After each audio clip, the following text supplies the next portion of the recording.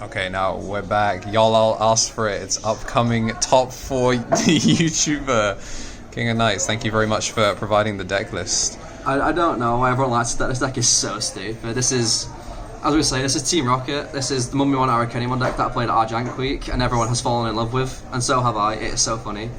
So, as all good Digimon starts, we'll start off with the eggs. We're on 4 BT15 Meowth. This is the best purple draw egg, I think, for the deck. On deletion, pitch level 5 or higher, draw 2. Filters you deeper into your deck, and if you end up with too much of your top end in your hand, you can just get rid of it. Filter for more of your pieces. And then the final leg we play is the one of the BT2 Meowth. This one has niche benefits compared to this one. Like, it can trash anything, so you can trash. If you've got too many option cards in your hand, you can get rid of some of those. But it doesn't dig as deeply, so I prefer 4 of this one. But that's the eggs. Then onto the rookies, we play 9. We play 4 copies of this card you forgot existed, BT4 Sound Birdmon. So what this card says is, when attacking, you can pitch an option card, gain a memory, which is a memory extender, which is really good. He's 1k, so like when he swings to security, he should die. Probably never will though. And then, yeah. Then onto the next rookie, we play 4 copies of what every bad deck plays to be carried is 4 BT16 Ukomon. Now, if you're talented like me, you'll have finalist ones, which means you're better than everyone, but you may not have those. And we also play one of the War Criminal. So this one digs your pieces, it finds you the tamer, which you definitely need, and it finds you your Mummymons or Arukeni-Mummymons. And then this one is just, it's another memory extender, and there's a reason this card's banned, it's broken.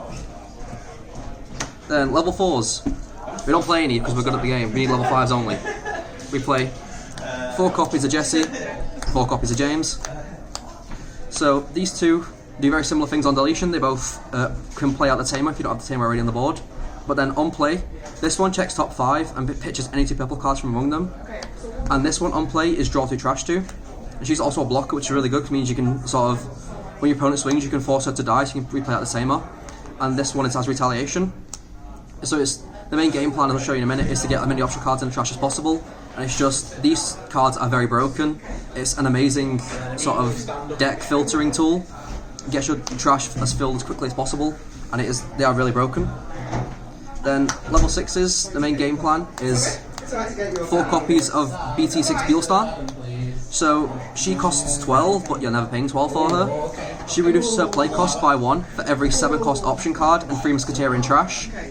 And she says on play, you may return any 7 cost option card from your trash to your hand and then play one for free without paying the cost. So she's plan A. But in case plan A just doesn't show up, we have plan B, which is 2 of this Crocodile and 2 Beelstarmon. So we'll start with the Crocodile, which everyone should know what it does by now. Yeah, screw that +1. On play on Evo, if your opponent has more Digimon and Tamers than you kill their highest, and you always kill their lowest. And then all turns, when a Digimon is deleted, when your opponent's Digimon is deleted, you gain a memory. So you can slowly take turn from your opponent. And then Beelstarmon, this is the start of Beelstarmon. On Evo mill 4, when you mill cards from your deck, you gain memory for every 10 cards in trash, which you get to multiples of 10 in trash very, very quickly. And then whenever you mill a card from your deck, you can gain extra security check. Now, something important about this is that when you pitch cards off Arukeni-Mummymon, that doesn't count as milling because they're in a question mark zone basically. They're not actually being sent from the deck straight to trash. So keep that in mind. And then because we're playing these, we also play 1 copy of the X antibodies each because these cards are just as broken. We have Veemon X, so whenever an X antibody card in sources of a Digimon or a Veemon is on the field, if your opponent plays a Digimon or a Tamer by an effect, you can Evo into this for free. It has security stat +2, no ISS says +2, it shouldn't say +2, but it does. On Evo, if your opponent has as many or more Digimon and Tamers than you kill a level 3, 5 and 7. And then Beelstarmon X, on Evo, if Beelstarmon X antibodies in the sources, every 10 cards in trash, burn 1. And then on deletion play Netmon, but you don't play any Netmon, so that's never going to come up. So these are plan A, and then if this doesn't show up or you can't pay for a reasonable amount, these are plan B, because these are level 5s, and these go over level 5s. Very straightforward. Then start off with the Tamers. 4 copies of the Dual Tamer. This card's very broken. This card says whenever you play a Mummymon or an Arukeni-Mummymon, you can delete the Tamer to reduce the play cost by 3, which means these level 5s now cost 3. Level 5 should not be costing 3. Aces cost more than that. And then on deletion, you can play out a card with Meowth from trash in text without paying the cost. So the main idea is that as soon as possible you'll delete the tamer, play Mummymon, draw 2, and then because they're on deletion and they on play of this resolve at the same time, so you can do your draw 2 trash 2 first, trash Arukeni-Mummymon, then the on deletions play it out, and then you've got 2 bodies for free, and then this one will kill itself at the end of your opponent's turn due to the effect of the tamer. However, most likely you'll have got your use out of it. But on the Veemons, what all bad X rods carried by is playing copies of this guy. Shoto Kazuma from EX07, another stupid tamer. Start your main phase, you've got Digimon gain a memory. Then end of your turn, by suspending this tamer, give one of your Digimon piercing and blocker. So the idea is that you can give Arukeni-Mummimon's already got blocker, but you give Mummymon blocker and now he's a retail blocker, which you've paid free for, which is very stupid. But you can also give it to your Beelstar, Beelz, any level 6 can also gain blocker, which is very stupid.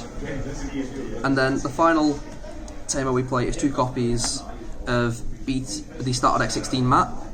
So I'm pretty sure when I was actually playing this Jank Week I was only on 1, but I couldn't find another copy of Shrine of the Bee, so I'm playing 2 of this instead just to make it a 50. But it's a mem setter, and then when you pitch cards from your hand you gain a memory, so when you use your Mummymon you'll gain memory back from it. Then onto the host of option cards that we play.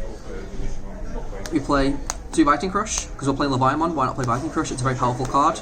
Your main hand, you can discard a card from your hand to delete one of your opponent's level 6 lower Digimon. If you pitch a 7 Great Demon Lord, you can send it to the battle area. And then, when an opponent plays a Digimon by an effect, you can get rid of this to play out Veemon for free from your trash. Very powerful. And then onto the 7 cost option cards that we play. 2 other ones we play are 2 Rival's Barrage, because it's the best 7 cost option card. Mill it off Beelstarmon, send it to the battle area, and then you can get the pieces back. 2 Heavens, because we're playing Shoto, so we have a green source, so you can reasonably kill things that are very big. 2 7th Lightning, because we're playing Veemon X, and 1 7th Full Cluster, because we're playing the Beelz X. These are very powerful tamers, and they also stop from decking out, which, when I played this at locals, I played against Mother Shoto, and this stopped me from decking out, which helped me win the game, which is very important. 1 Shrine of the Bee, because Shrine of the Bee is a stupid card. You can suspend any 2 of your opponent's Digimon, and then you can bot deck their Digimon who are suspended with the lowest DP, and then you give 3 of your guys plus 3k. So it means that your blockers that you're going to make from Shoto are all going to be plus 3, so that means that most likely going to kill most things. And then we also play 1 7th Fascination. This is here because this was made in EX07 when Imperial was everywhere. This card gives all of your opponent's Digimon end of their turn they kill themselves, which stops partition, because it's their effect that's killing them, not your effect. Then we also play 1 Jolt Shoma to be a form of just a selective removal. Same reason we play Flyball, it's just a means of killing things selectively, so you have control of what you're killing. And then because you're playing Beelstar as a 3 Musketeer, you can play this up in without meeting the colour requirement, which is very important. And then 1 Calling, because Calling's broken. It also means that if you've hard played your Mummymon Arukeni-Mon, and you've been able to play a tamer out, and they haven't killed it, you can kill it yourself to recur pieces, and then play a tamer back out, and then keep looping the stuff. But yeah, that's it for the 50. This deck was very stupid. It was very fun to play, and I'll give a quick shout out to Mr. Crash, who sort of told me about the idea of this deck, and then I've sort of taken it my own way. This list I made specifically I made at 5 o'clock on a train back from the Glasgow Regional, 5 hours of sleep, and it is very stupid and it is very fun. But yeah, thanks for watching. Alright, where can we find you if people want to see more crazy deck lists? They want to see more deck lists from the youngest Blitzomni owner, you go to KnTElixar on YouTube. Alright, we'll have it linked in the description, it'll be on screen. Thanks very much, Seb. Appreciate it. Have a nice day.